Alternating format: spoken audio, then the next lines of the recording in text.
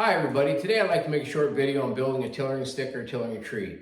I decided I want to build myself a self bowl, so after reading articles on the internet about how to build self bowls, one of the things I figured out I'm going to need is a tillering stick or a tilling tree. So my tillering stick is pretty simple. It's basically a 2x4, 4.5 foot long. I cut a notch in it for your handle to sit in, and then I measure down and put notch at different draw lengths. So basically you're going to drop your bow in here, you're going to pull it down, and put your string in them notches, and then you can stand back and see how your limbs are flexing to see if they're flexing evenly. To build my tillering tree, it takes a little more material. The things that I bought for my tillering tree are some rope, a swivel pulley. I also bought a scale to measure draw weight. And as you can see on my tillering tree, on the bottom here, I have a center pulley and an eye bolt to tie my rope off, and you'll see that later in the video. The wood needed is I started off with a 2x6, basically 4 foot long. And basically what first thing I did is I cut a 1x2 notch in it. And the only thing that's going to do for you is when you drop your bow handle in there, when you're exercising the limbs, it's not going to slide back and forth. And to mount the pulley, basically when I mounted my pulley, I basically offset it a 1/2 inch off center because I'm a split finger shooter. Where if I was a 3-under shooter, I would have mounted in the center, but since I'm split, I offset it. Now, the first thing I'm going to do is I'm going to mount this on the wall, which is going to go right here. The only problem I've got is my window trim sticks out farther than the wall. So I don't want my limbs dragging on the window trim. So what I did is I mounted a piece of 3/4 inch plywood on the back of my tillering tree. That way it's going to space it out enough. I basically mounted 1.5 inches up so it'll lock in the handle. And also when you measure your draw length, most draw lengths on bows are measured from the outside of the bow. So I can just measure from the top of that, mark my marks of my certain draw lengths. So first thing, we're going to get this thing mounted to the wall.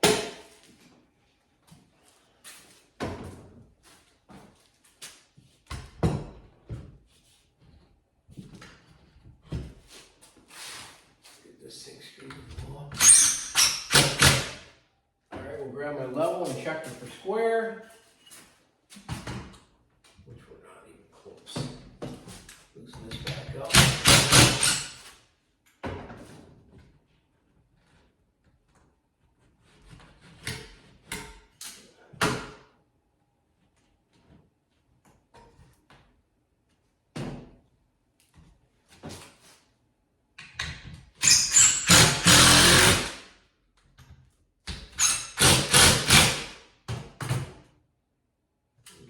Good.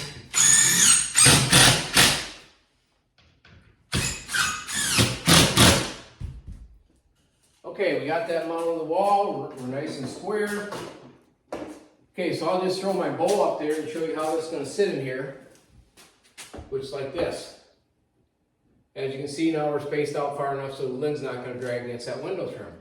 So to hold that in there, what I got here is I got a piece of 1/4 inch plywood that's going to go over the front of it. That way it's going to hold that bowl handle in there. Now, since this self bowl that I got here, the handle's actually a little bit wider than 1.5 inches. So what I did is I put a piece of 1/4 inch plywood on the back of it to space it out. If that was exactly 1.5 inches, obviously all you'd have to do is take that piece of plywood out. And if it's narrower than that, you can always, when this is mounted on here, drop a piece of plywood in between there to space it to keep that handle tight. So let me switch bits here, and I will put this little piece on.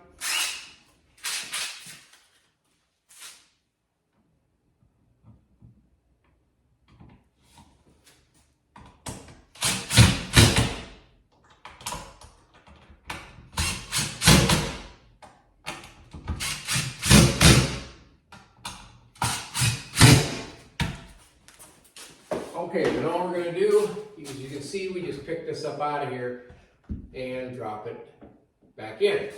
So let's just show you how I intended this to work. We'll take our S-hooks here, and we'll throw our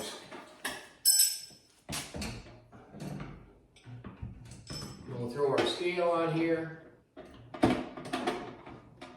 right, then we'll throw our pulley on here.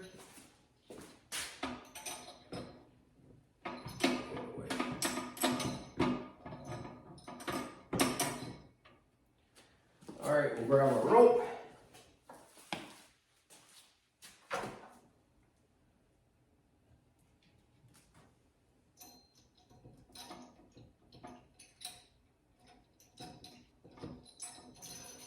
And then we'll tie it off on this eye bolt. Like I said, that's all this eye bolt is for, is to give you a nice place to tie this off of.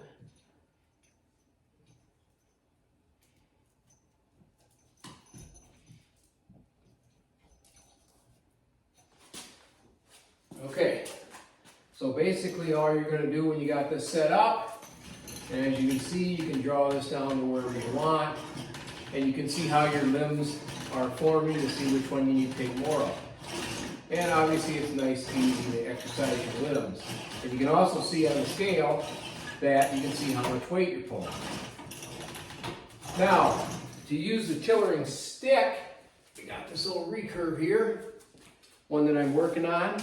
And basically, to use your tillering stick, you just drop your handle in there like that. And basically, you can pull this down. Like I said, I'll hook this at 17 inches. So there it's basically hooked at 17 inches. And you can see how your limbs are flexing. Couple advantages, disadvantages. Obviously, if you're using a tillering stick, advantages, you can take it anywhere. You can use it, it's not mounted solid. Disadvantages, if you want to exercise the limbs back and forth, you pretty much got to do it by hand. But that's fine.